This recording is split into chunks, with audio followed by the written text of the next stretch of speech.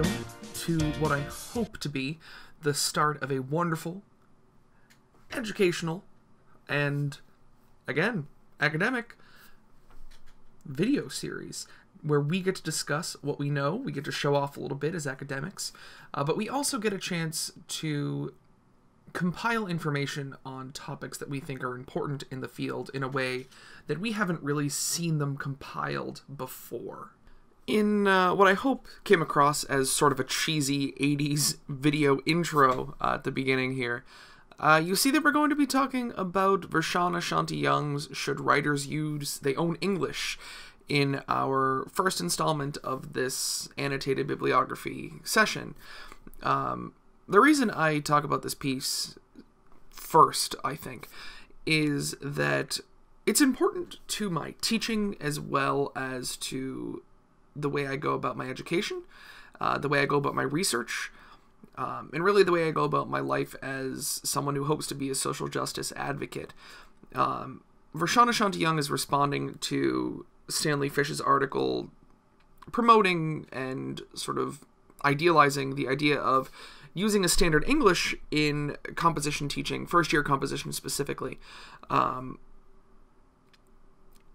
What sort of becomes this rant on what colleges aren't teaching makes Stanley Fish a little uncomfortable, because he sees echoes of racism in what Stanley Fish is trying to discuss here.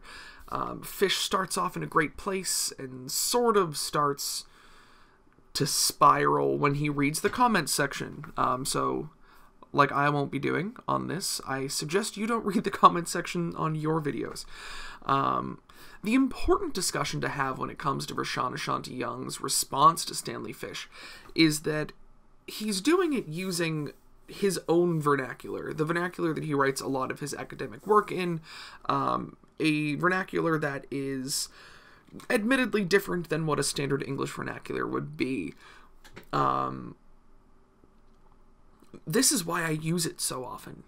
This is why I show it to my students. It's why I talk about it in everything I write, because it's proving the argument simply by saying the argument.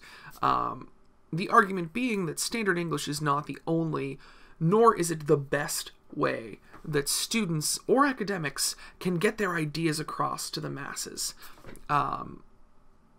And I think the best way to demonstrate that is potentially to throw a quote up on the screen and show you what I'm talking about. So I'm going to scoot over this side of the screen, this side of the screen, that side of the screen, so that you can see a bit of what I'm talking about here. So as you can see, on this side of me, I'll get used to that, I promise, we have some of Vershawn Ashanti's words here. I've highlighted the important bits, and I hope you'll bear with me as I read through it.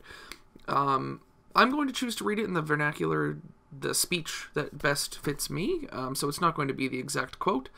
It will be as close to it as I feel comfortable doing. I don't think Young would mind too much if I didn't try to bastardize Black English as a white guy. Who knows? Maybe I'll chat with him about it one day. But as you can see here, the quote is, "See people be more plurilingual than we want to recognize. What we need to do is enlarge our perspectives about what good writing is and how good writing can look at home, at work, and at school.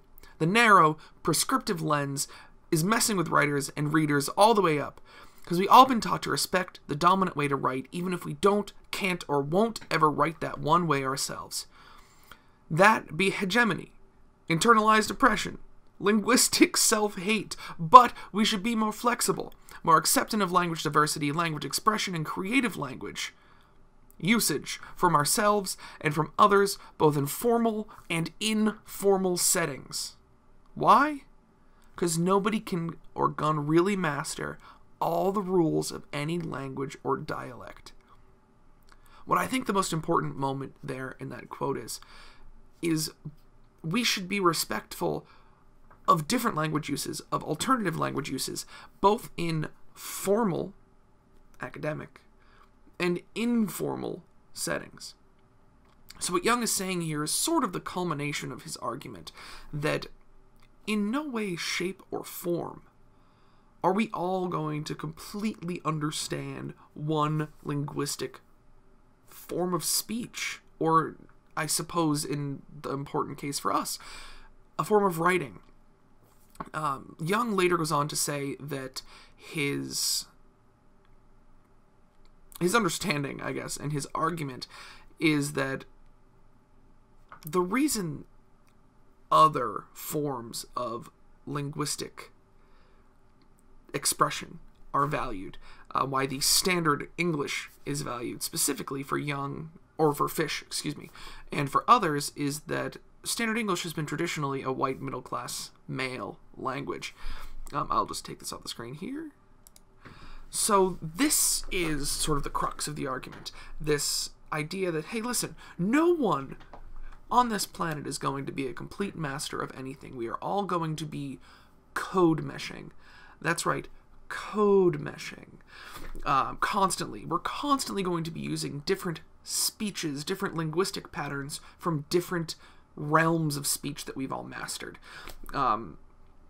I come from a lower income area, a lower income family, and that often slips into the speech and the writing that I do. I can't always keep up this academic persona in my writing because I wasn't raised to always speak that way.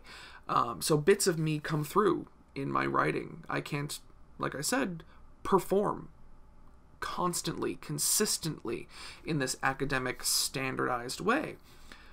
Young is arguing the same thing, that simply because someone's language is markedly black does not mean that it is markedly worse than yours, than my English. This is the important bit here, that for Young, one cannot ascribe to a standardized form of English in a classroom because it marginalizes students who did not have access and will never have complete access to that form of English in a way that someone who grew up in a white middle class or upper class area would have done so. It is irresponsible and discriminatory to expect all of our students to be held to the same standard, and we should not do it.